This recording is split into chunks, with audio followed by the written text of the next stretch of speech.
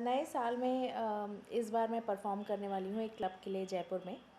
और it's a very big event and I am super excited about it.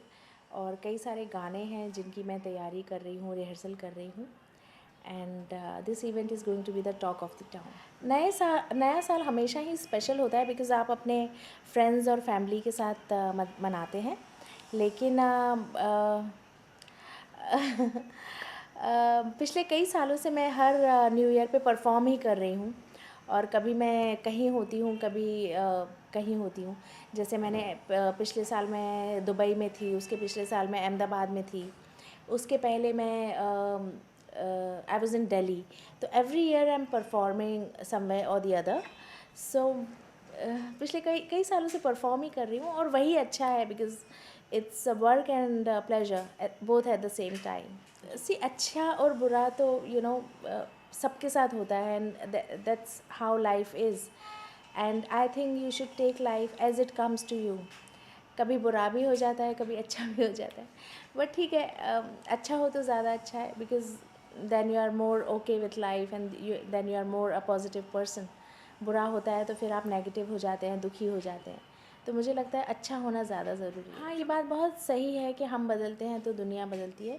लेकिन एक चीज़ और मैंने देखी है कि जो बुरे लोग होते हैं वो कभी नहीं बदलते और वो वैसे ही रहते हैं। तो हमें उन लोगों को बदलने की कोशिश भी नहीं करनी चाहिए और सिर्फ अपने इम्प्रूवमेंट पे काम करना चाहिए, अपने आप को बेटर बनाना चाहिए एज अ ह्यूमन बीइंग। जी, I always try to be nice with everyone. I always I try, मैं कभी एटीट्यूड नहीं दिखाती हूँ किसी को। Always try to be sweet to everyone. हाँ, इसके डिसएडवांटेजेस भी हैं। मुझे कई लोग टेकन फॉर ग्रांटेड ले लेते हैं। कई बार ऐसा मुझे फ़ील होता है कि because I am extra sweet, so they are not delivering what they should deliver. Taken for granted हो जाना, कई बार मेरी बातों को सीरियसली नहीं लेना, ये सब प्रॉब्लम्स होती हैं मुझे। But then at the same time मैं देख लेती हूँ कि कौन कैसा है। अगर मुझे लगता है कि सामने वाला इज़ नॉट मैच्योर इनफ, तो फिर it's no point being extra sweet with that person. Then you should show little bit of attitude. गलतियाँ हम सब लोग करते हैं, बट हमेशा अच्छा वो होता है कि हम अपनी गलतियों से सीखें और आगे बढ़ें। अब मैंने डिसाइड किया है कि मैं ऐसी कोई गलती नहीं करूँगी, या कोशिश करूँगी कि ऐसी कोई गलती मुझसे ना हो, ताकि मुझे दुख ना पहुँचे, मुझे तकलीफ़ ना हो। तो आई am very choosy now about my friends. मैं लोगों को अब आसानी से दोस्त नहीं बनाती। मुझे विश्वास नहीं होता सब पर ईज़िली बिकॉज़ मैंने बहुत तकलीफ़ें देखी हैं पहले।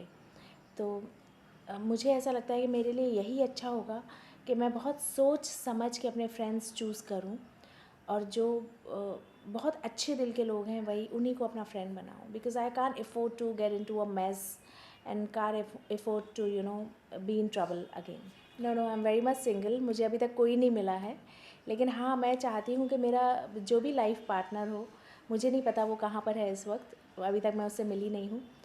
मैं ये ज़रूर चाहूँगी कि वो एक दिल से बहुत अच्छा इंसान हो और वो बहुत केयरिंग नेचर का हो। जो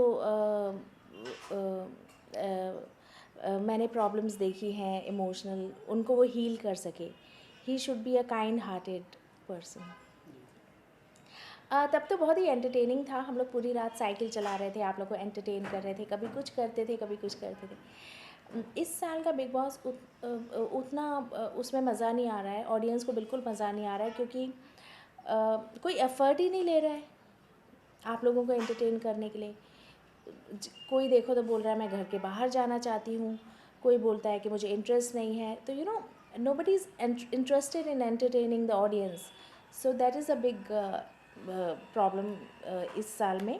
तो मुझे लगता है क्रिएटिव डायरेक्टर्स को थोड़ा सोचना चाहिए। अगर मैं बिग बॉस बन जाऊंगी तो मैं सब कंटेस्टेंट्स को खूब सारे चॉकलेट्स दे दूंगी, खूब सारे चीज़ें दे दूंगी खाने के लिए, और मैं बोलूँगी बिल्कुल रात भर जागना नहीं है, अपनी मर्ज़ी से उठो और अपनी मर्ज़ी से टास्क करो।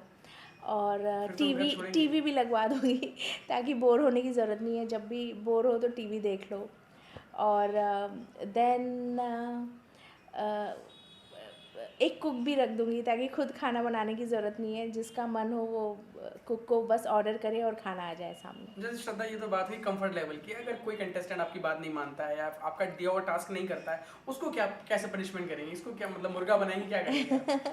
कोई कंटेस्टेंट अगर मेरी बात नहीं मानेगा तो बस सिंपल सा है, उसको एक ही चीज़ करनी है, उसको खाना नहीं मिलेगा, कोई भी चीज़ें नहीं मिलेंगी, और उसको सबका काम करना होगा, सबके कपड़े धोने होंगे, सबके बर्तन धोने होंगे, पूरा घर साफ़ करना है। जो भी मुझे परेशान करेगा उसे मैं काम पे लगा दूँगी।